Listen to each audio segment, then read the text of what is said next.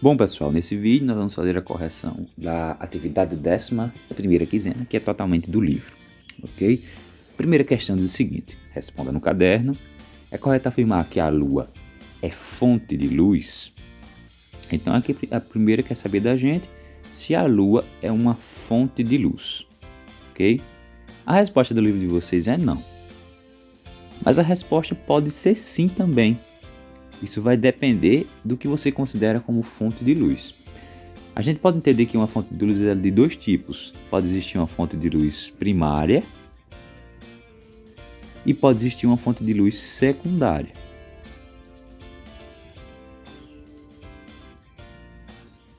O que é uma fonte de luz primária? É aquela que produz a própria luz.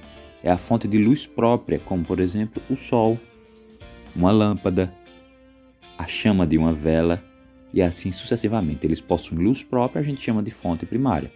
E aquela que a gente chama de secundária é aquela fonte que reflete a luz que vem de uma fonte primária. Aí pode ser a própria lua que reflete a luz do sol, pode ser um espelho que reflete uma lâmpada e qualquer objeto que a gente observar que está sendo iluminado, de alguma forma está refletindo luz. Então a resposta pode ser sim, contanto que essa fonte seja secundária, já que a Lua não possui luz própria, ok? Ela só não pode ser considerada uma fonte primária. Assim a gente responde também a letra B, porque a gente pode enxergar a Lua, porque ela reflete de alguma maneira a luz que vem do Sol, certo? Continuando aqui, então vamos para a segunda questão. A figura abaixo mostra um objeto AB colocado em frente a uma pequena lâmpada acesa. Atrás dele existe um anteparo opaco situado paralelamente a AB. Então aqui nós temos o objeto, que é a lâmpada. Nós temos aqui, nós temos a fonte de luz, que é a lâmpada. Nós temos o objeto AB, que é essa seta. E nós temos aqui esse anteparo, que é o local onde será formada a sombra do objeto. Letra A diz: desenhe uma cópia da figura do caderno. A sombra AB do objeto é projetada sobre o anteparo. Como é que a gente vai fazer essa sombra? Primeiramente a gente tem que traçar aqui as linhas utilizando o princípio de propagação retilínea da luz.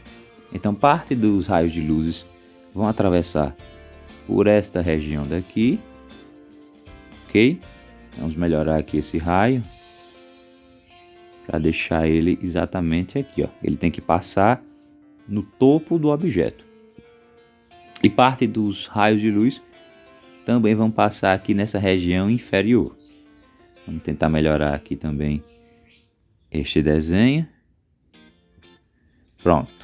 É justamente nesses dois pontos aqui que a gente observa, ó, neste, onde os raios superiores tocaram, que eu vou chamar de A', e neste outro daqui, onde os raios inferiores tocaram, que eu vou chamar de B', e a nossa sombra é formada. Nós vamos formar aqui a sombra do objeto, que corresponde também a uma seta, que a gente pode colocar aqui, certo? Então essa seria a sombra A', B' desse objeto que a gente está fazendo.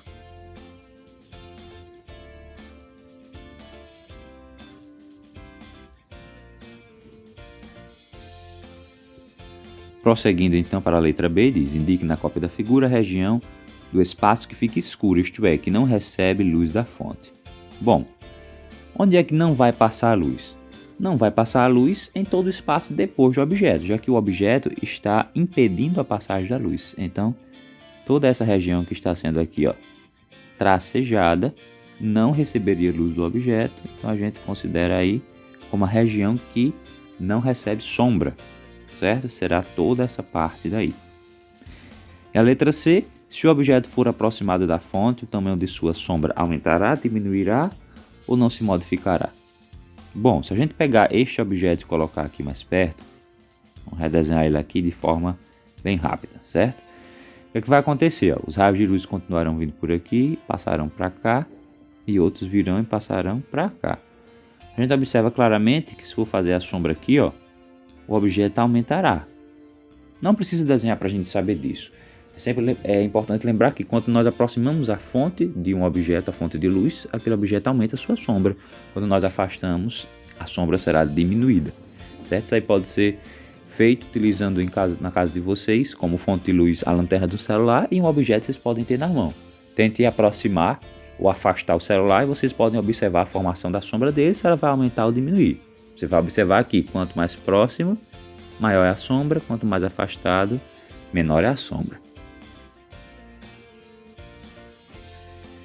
A terceira questão agora nos diz: no exercício anterior, suponha que o objeto permanece na posição mostrada, mas a fonte de luz fosse deslocada para a esquerda, até uma posição muito afastada do objeto. Nessas condições, como seria o feixe de raios de luz provenientes da fonte que alcançaria o objeto?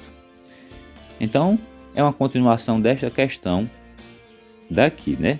Vamos apagar tudo que foi feito até então, certo?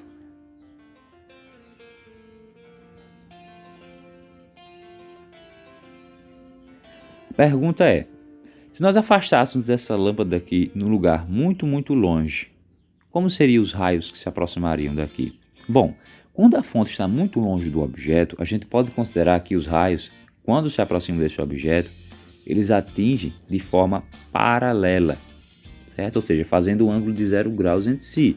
Isso porque a fonte está muito, muito distante.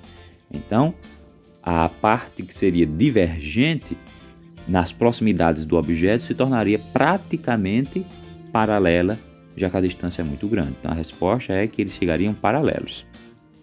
A letra B. Desenhe na cópia da figura em seu caderno a sombra do objeto sobre o anteparo. Ela é maior, menor ou igual ao objeto. Toda vez que os raios são paralelos, a gente não pode ter um objeto nem maior nem menor. Então a resposta seria que a sombra do objeto, como nós podemos ver aqui, ela teria um tamanho aproximadamente igual ao do objeto, ok? A resposta é igual. A quarta questão agora nos diz: o ano-luz é uma unidade de comprimento muito usada em astronomia. Seu valor é igual à distância que a luz percorre no vácuo durante um tempo de 1 ano. Ou seja, durante 1 ano, a luz vai percorrer determinada quantidade de espaço, determinada distância. Se a gente fizer essa medida, a gente tem 1 ano-luz. Sabendo que em 1 ano temos 3,2 vezes 10 a sétima segundos, calcula em metros o valor de 1 ano-luz. Então vamos fazer o cálculo de quanto vale a medida de 1 ano-luz, certo? Qual é a distância de 1 ano-luz? Então, para saber isso daí, eu preciso utilizar aqui uma expressão em que eu possa achar a distância. Nesse caso, eu vou utilizar aqui a fórmula da velocidade média. Quem é a velocidade média? Ela é a distância, que eu vou chamar de d, dividida pelo tempo, que é t, não é isso? Nesse caso daqui, a velocidade da luz, eu vou chamar aqui de c, certo? Que é a velocidade da luz no vácuo. Então, eu posso fazer aqui, meio pelos extremos. Então, d vezes 1 será d, e c vezes t será ct. Então, quer dizer que para eu achar o valor dessa distância, eu preciso da velocidade da luz e preciso do tempo. O tempo já é dado aqui na própria questão. Ele diz que a cada ano nós temos 3,2 vezes 10 a sétima segundos. Então, vou colocar aqui, 3,2 vezes 10 a sétima segundos. Observando que aqui está em notação científica, então é mais fácil pegarmos essa velocidade também em notação científica. A velocidade da luz pode ser arredondada da seguinte maneira: para 300 milhões de metros por segundo. Por que eu vou usar aqui metros por segundo e não quilômetros por hora, como está no livro? Porque aqui o tempo também está em segundos. As unidades têm que estar compatíveis. Aí, transformando aqui em notação científica, eu deixo esse 3 e temos 1, 2, 3, 4, 5, 6, 7, 8 zeros. Então ficará 3 vezes 10 a oitava metros por segundo. Preferi transformar em notação científica porque é mais fácil fazer cálculo quando os dois valores estão em notação científica. Então essa distância será quanto? 3 vezes 3,2 dá 9,6. E as bases de 10 são iguais, então repete o valor e soma os expoentes. 8 mais 7, 15. Nesse caso aí, metros. Então a resposta é 9,6 vezes 10 a 15 metros. Essa é a distância de 1 ano luz. Apesar de parecer ser algo relacionado ao tempo, é uma medida de distância. Continuando, diz assim na letra B. Considera uma estrela situada a 20 anos-luz da Terra. Então, quantos anos a luz dessa estrela leva para chegar até nós? 20 anos-luz, não é isso?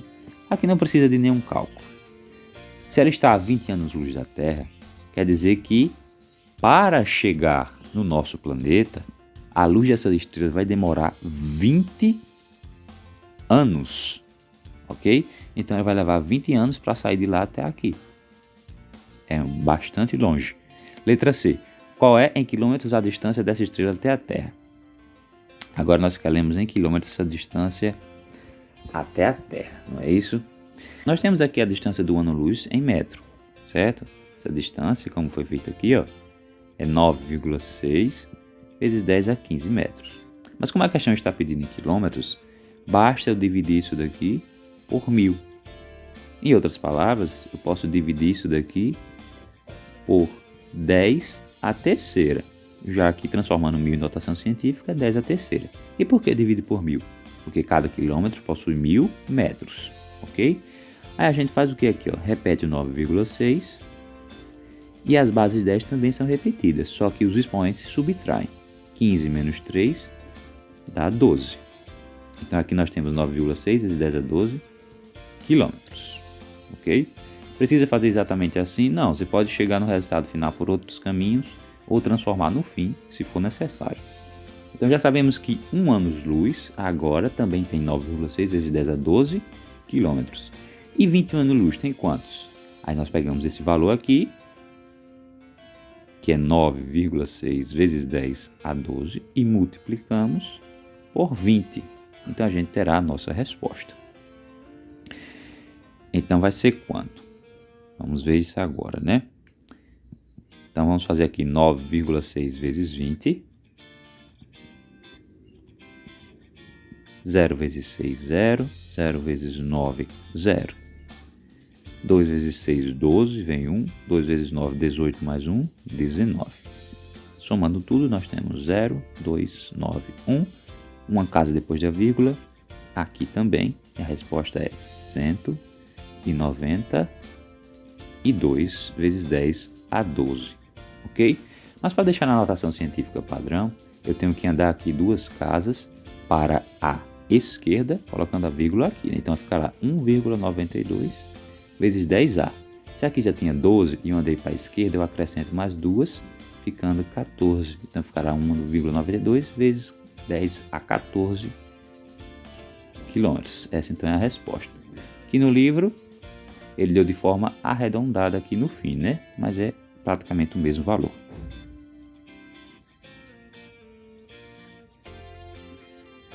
Quinta questão.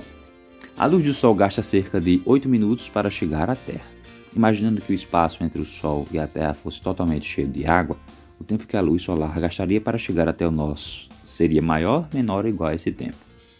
Bom, não precisa fazer nenhum cálculo aqui nessa situação para a gente saber. Se quiser, pode ser até feito, mas não há necessidade. Por quê? A gente primeiro tem que pensar que a maior velocidade que se tem notícia no universo, né, pelo menos até então, é a velocidade da luz no vácuo, de 3 vezes 10 a oitava metros por segundo. A luz em outros meios, como a água, como o vidro, como o ar, ela tem uma velocidade menor. O vácuo, que é a região do espaço onde não existe a matéria, como aqui na Terra a gente imagina, essa velocidade chega nesse valor que é o valor máximo. Então quer dizer que se a gente substituir o espaço vazio por qualquer outra coisa que a gente conhece, a velocidade da luz será sempre menor. Então se tivesse água, acabaria diminuindo essa velocidade. Então a resposta é que seria menor. Ok? Por quê? Porque a velocidade no vácuo é a maior possível, pelo menos então é isso que dizemos até o momento.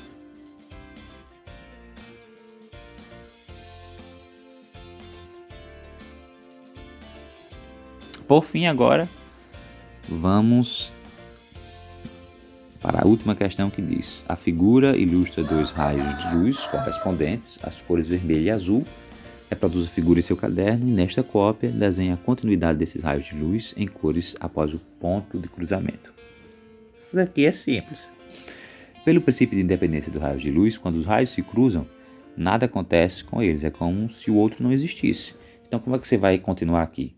Esta linha continua sendo azul. Esta linha continua sendo azul, este raio de luz.